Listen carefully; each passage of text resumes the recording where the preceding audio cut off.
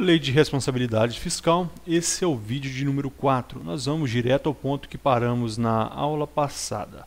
Nós paramos no artigo 8º da execução orçamentária e do cumprimento de metas. Artigo 8º. Até 30 dias após a publicação dos orçamentos, nos termos em que dispuser a Lei de Diretrizes Orçamentárias, a LDO, e observado o disposto na linha C do inciso 1 do artigo 4º, o Poder Executivo estabelecerá a programação financeira e o cronograma de execução mensal de reembolso. 30 dias após a publicação. A publicação será o último ato do procedimento legislativo em que vai se firmar essa lei orçamentária anual. Essa lei orçamentária anual, a LOA, ela vai ser proposta pelo chefe do executivo, prefeito, governador ou presidente, será levada ao legislativo, Câmara de Vereadores, a Assembleia Legislativa ou Câmara dos Deputados e Senado Federal no âmbito federal e será aprovada. Logo após haverá publicação do orçamento. E após 30 dias, então, o que acontece? O que interessa, a programação, o Poder Executivo, seja em qualquer esfera, vai fazer a sua programação e o cronograma mensal de desembolso, quanto ele irá gastar mensalmente, e quais são os seus programas, de que forma, como será realizado esse gasto, as suas obras, os seus feitos. Parágrafo único. Os recursos legalmente vinculados à finalidade específica serão utilizados exclusivamente para atender ao objeto de sua vinculação, ainda que em exercício diverso daquele em que ocorrer o ingresso. O recurso que é destinado, por exemplo, à educação, não pode ser utilizado para pagamento de pessoal. O recurso gasto à saúde também não pode ser utilizado para o esporte. Cada um deve atender a sua vinculação, porque estes são recursos vinculados, a sua receita está vinculada a determinadas despesas. Isso não é regra. No caso do direito tributário, mas é regra que, no caso, se torna regra na responsabilidade fiscal. Aquela exceção, que é o recurso vinculado, o orçamento, a receita que é vinculada a uma destinação, ela não pode ser utilizada em outra destinação. Ainda, por exemplo, que aquela receita seja advinda de 2000, no ano 2000, e seja utilizada somente, por exemplo, no ano 2004, 4 anos depois. Exercício diferente, não importa. Se o recurso, se a receita está vinculada a uma determinada despesa, ela não pode ser utilizada em outra.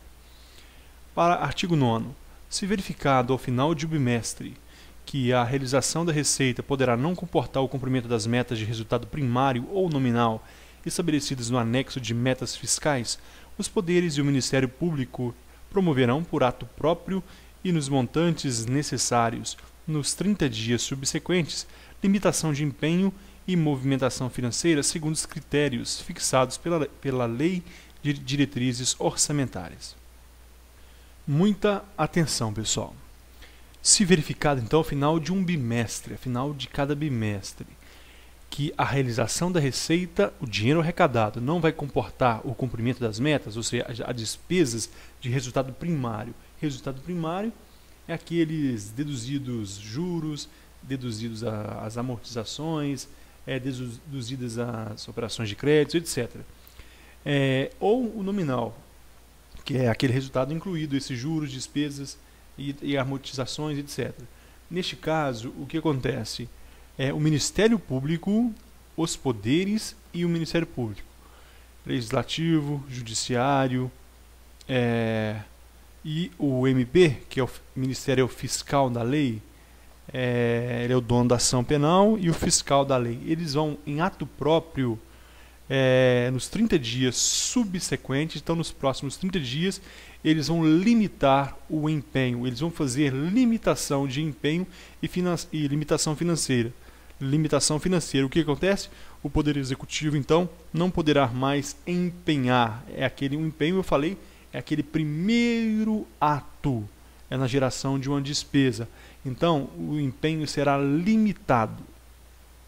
Então, como eu falei em vídeos anteriores, o empenho é aquele ato emanado de autoridade em que a autoridade competente cria para o Estado a obrigação de pagamento ou de implemento a uma condição, a um ato qualquer. Então, será limitado todos esses atos então do Poder Executivo, se então ficar verificada no final de um bimestre, a cada 2 meses, que a realização da receita poderá não comportar o cumprimento das metas. E isso é importante, isso cai em prova. Quem? Os poderes legislativo, executivo, judiciário. É lógico que o executivo não vai limitar a sua atitude, então considere legislativo e judiciário, e o Ministério Público pode então limitar o empenho. Parágrafo 1º. No caso de restabelecimento da receita prevista, ainda que parcial, a recomposição das dotações cujos empenhos foram limitados dar-se-á de forma proporcional às reduções efetivadas. Reduziu-se então, nesse caso, os riscos. Surgiu receita para o Estado. Algum Estado que devia, aquele Estado-membro, pagou uma dívida ou encontrou minérios e outras formas. Surgiu receita, impostos, taxas, etc. O que acontece com a reposição dessas dotações que foram limitadas pelo Ministério Público e pelos poderes, como a gente viu no caput desse artigo, então, proporcionalmente, vai se permitir que o Executivo possa agora empenhar novamente. Parágrafo 2º. Não serão objeto de limitação as despesas que constituam obrigações constitucionais e legais do ente, inclusive aquelas destinadas ao pagamento do serviço da dívida e as ressalvadas pela Lei de Diretrizes Orçamentárias. Você vai guardar para a sua prova o que não será objeto de limitação de empenho pelos poderes e pelo Ministério Público. Então, não serão objeto de limitação de empenho as despesas que constituam obrigações constitucionais e legais. Se tem uma despesa que é prevista sua destinação por uma lei ou pela própria Constituição, o poder público, os poderes da União, os poderes do Estado e o Ministério Público não poderá fazer a limitação de empenho dessas despesas. Além dessas despesas chamadas de despesas constitucionais ou legais, tem aquelas destinadas ao serviço da dívida, aquela despesa que é exclusivamente utilizada para pagar uma dívida pública, seja mensalmente, seja anualmente, seja de que forma for. Aquela despesa também não será objeto de empenho. Aquela receita que foi arrecadada para o pagamento dessa dívida não será empenhada, e as ressalvadas pela Lei de Diretrizes Orçamentárias. Essa última, as despesas ressalvadas pelas leis de diretrizes orçamentárias, elas mudam todo ano, porque todo ano se faz uma nova lei de diretrizes orçamentárias. Então, um ano pode ser voltado para assistência social, outro ano não será empenhado uma voltada para a educação. Então, aquelas ressalvadas pela Lei de Diretrizes Orçamentárias também não serão objeto de empenho. Então, não serão objeto de limitação às despesas que constituam obrigação legal ou constitucional, serviço da dívida e as ressalvadas pela LDO. Parágrafo 3º diz que, no caso de os poderes legislativo e o judiciário e o Ministério Público não promoverem a limitação no prazo estabelecido no caput, é o Poder Executivo autorizado a limitar os valores financeiros segundo os critérios fixados pela Lei de Diretrizes Orçamentárias. Quem que tem o dever, em regra? Os poderes legislativo e o judiciário, e o Ministério Público. Em regra, o Poder Executivo não tem esse dever de limitar, já que ele é o maior interessado em não limitar, em não haver limites. Então, quem é obrigatório? A quem incumbe? Ao Legislativo, Judiciário e Ministério Público. Mas se eles não fizerem no prazo, então o Poder Público, o Poder Executivo, Presidente, Prefeito, Governador, é autorizado a limitar os valores financeiros segundo os critérios fixados pela LDO. Então, neste caso, o Poder Executivo pode, ele está autorizado. Neste caso, porém, como que o Poder Executivo vai limitar os valores? Esses valores financeiros que a Lei de Responsabilidade Fiscal está dizendo, os valores de repasse. Vamos supor que o Estado tem que repassar o valor para o município. Então, se os poderes executivo, legislativo e judiciário, e o Ministério Público, legislativo, judiciário e Ministério Público, não fizerem essa limitação de empenho, então o Poder Executivo está autorizado a limitar o valor do repasse aos municípios, por exemplo, a União aos Estados, a União aos municípios, segundo os critérios fixados pela Lei de Diretrizes Orçamentárias. Parágrafo 4º. Até o final dos meses de maio, setembro e fevereiro, o Poder Executivo demonstrará e avaliará o cumprimento das metas fiscais de cada quadrimestre em audiência pública na comissão referida no parágrafo 1º do artigo 166 da Constituição, ou equivalente nas casas legislativas estaduais e municipais. A cada quadrimestre, pessoal, quadrimestre, o Poder Executivo demonstrará e avaliará o cumprimento das metas fiscais de cada quadrimestre. Isso está previsto aqui na lei e é muito importante. A cada quatro meses, então, o Poder Executivo deve demonstrar e avaliar o cumprimento fiscais de suas metas. Isso vai se dar no mês de maio, setembro e fevereiro e vão corresponder aos quadrimestres anteriores, em audiência pública, que será apresentada na Comissão Mista Permanente de Senadores e Deputados. Comissão Mista Permanente de Senadores e Deputados ou equivalente nas casas legislativas, estaduais e municipais, na Comissão Mista da Assembleia nos Estados, Assembleia Legislativa e Distrital, e nas câmaras municipais também, nas suas comissões equivalentes. Então, a cada quadrimestre, e as datas são maio, setembro e fevereiro, deve ser apresentado, então, o cumprimento das metas fiscais. Então, ele cumpriu, ele está em dia com o fisco, ok, deve ser apresentado então e avaliado para essa comissão. Parágrafo 5º. No prazo de 90 dias após o encerramento de cada semestre, o Banco Central do Brasil apresentará em reunião conjunta das comissões temáticas pertinentes do Congresso Nacional a avaliação do cumprimento dos objetos e metas das políticas monetária, creditícia e cambial, evidenciando o impacto e o custo fiscal de suas operações e os resultados demonstrados nos balanços. Neste caso aqui já não é o quadrimestre, nesse caso do Banco Central do Brasil, ao final de cada semestre se dará um prazo de 90 dias. Então, 90 dias no máximo após o encerramento de cada semestre, o Banco Central do Brasil vai apresentar, em reunião com essas comissões temáticas do Congresso Nacional, comissão mista do Senado e da Câmara, nas comissões temáticas pertinentes do Congresso Nacional, a avaliação do cumprimento dos objetivos e metas das políticas monetárias. A política monetária é aquela que está preocupada com a quantidade de circulação da moeda, como está circulando a moeda no território nacional.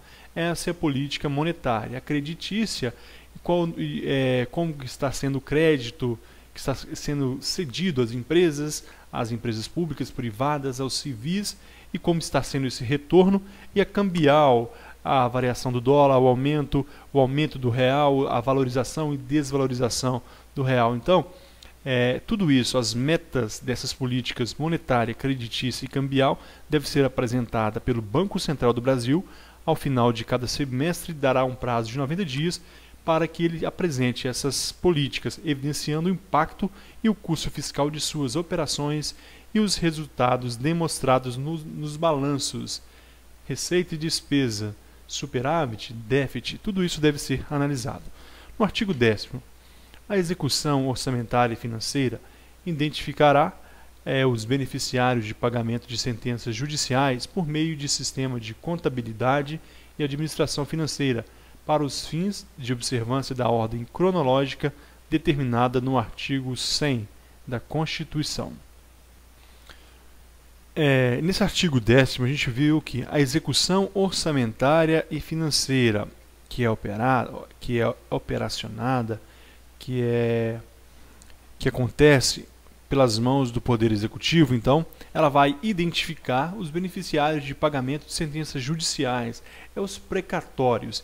Então, ela vai identificar aqueles que devem receber pelos precatórios, observado a ordem cronológica, conforme o artigo 100 da Constituição. O artigo 100 da Constituição vem dizer justamente isso, que esses precatórios far-se-ão exclusivamente na ordem cronológica de apresentação e a conta dos créditos respectivos. Então, é proibido crédito adicionais para esse fim. Então, os créditos adicionais que nós falamos em vídeos anteriores não pode ser destinado para pagamento de precatórios e deve ser observada a ordem cronológica conforme a execução orçamentária. Outro assunto da Receita Pública, previsão e arrecadação. Assunto importantíssimo, Receita Pública. Artigo 11. Constitui requisitos essenciais da responsabilidade na gestão fiscal a instituição, previsão, a efetiva arrecadação de todos os tributos da competência constitucional do ente da federação. Portanto, o ente da federação, observe o que eu estou grifando. Vamos colocar aqui de amarelo. O ente da federação, ele é responsável, a responsabilidade, por quê? Por instituir, ele é responsável por... Vamos só grifar, que fica mais fácil. Então, o ente da federação, ele é responsável, responsabilidade, por instituir o quê? Instituir é o primeiro estágio. Prever e arrecadar. Então é isso que está dizendo esse artigo 11. O ente da federação, ele é responsável por instituir um tributo.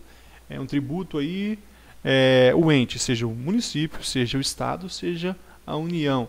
Ele é responsável por instituir um tributo, pela sua previsão, prever de quanto será a arrecadação e a efetiva arrecadação.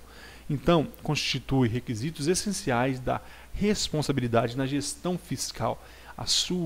O ente é responsável fiscal pela instituição, previsão e arrecadação. Isso aqui, esses três itens são os mais importantes: instituição, previsão e arrecadação.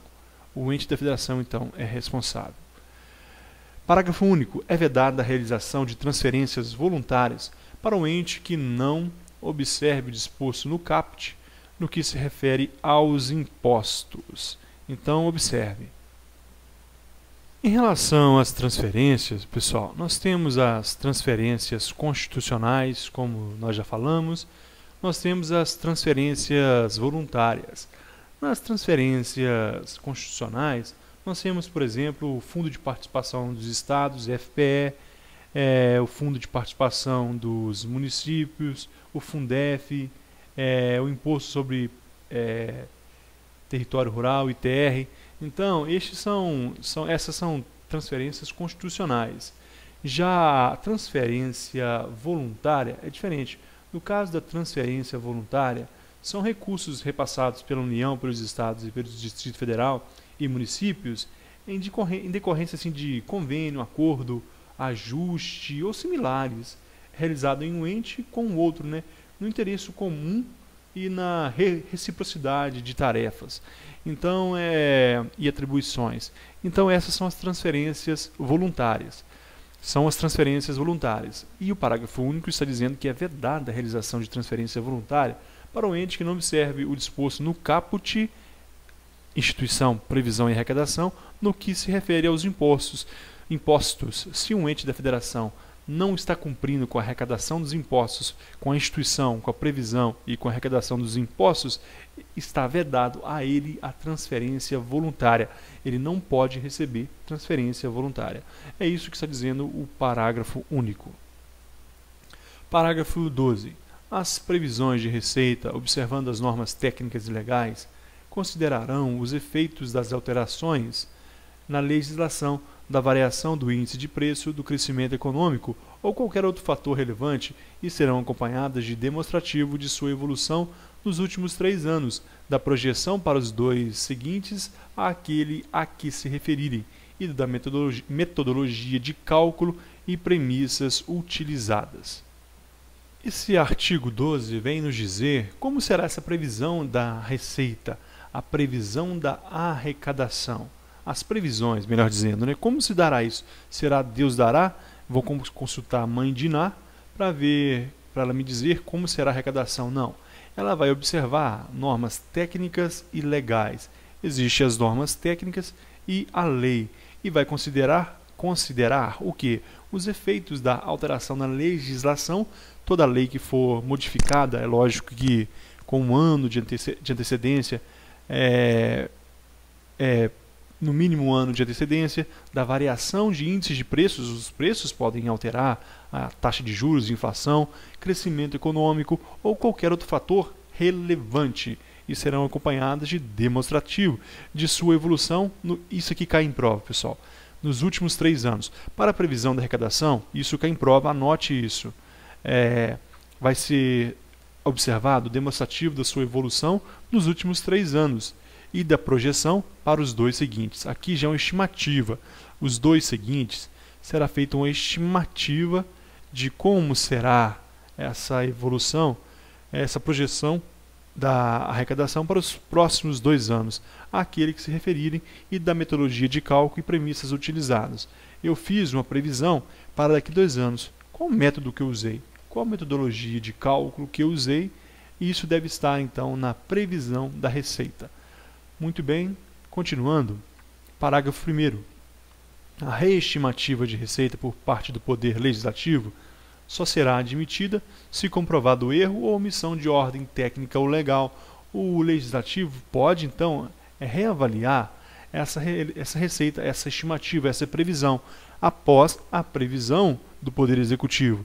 Ele pode reavaliar, ele pode fazer uma reestimativa da outra previsão? Pode, desde que ele perceber que há erro ou omissão de ordem técnica ou legal. Não porque ele acha, mas se houver erro ou omissão de ordem técnica ou legal, aí sim ele pode fazer a estimativa. No parágrafo 2º, nós vimos que o montante previsto para as receitas de operações de crédito não poderá ser superior aos da despesa de capital constante no projeto de lei orçamentária.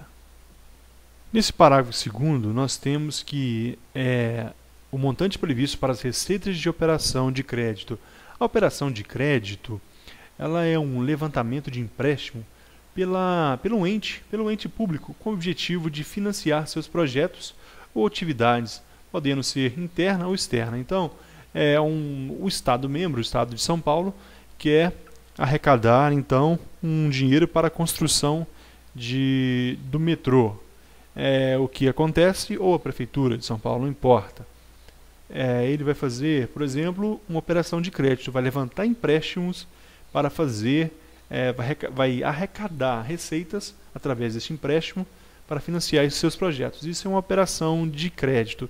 Então, o valor dessa receita, o montante previsto nessas receitas de operação de crédito, não pode ser superior ao quê? Às despesas de capitais constante no projeto de lei orçamentária. Então, no projeto da LOA, o montante previsto então para a receita de operação de crédito não pode ser superior ao da despesa de capital, aquela despesa que aumenta o patrimônio do ente da federação. Então, o montante previsto para a operação de crédito não poderá ser superior ao da despesa de capital. Quer um exemplo para ficar mais claro esse parágrafo 2º? Eu arrecado no empréstimo 100 milhões para construir o metrô de São Paulo. O preço do metrô de São Paulo não pode ser superior a 10 milhões, entendeu? Então, o preço o montante arrecadado, então se o custo do metrô de São Paulo será 100 milhões, eu só posso fazer uma previsão de receita de operação de crédito de 100 milhões, então não pode ser superior. E aqui, pessoal, nós chegamos ao limite de mais um vídeo. Eu agradeço a companhia de vocês e espero você no próximo. Muito obrigado, valeu!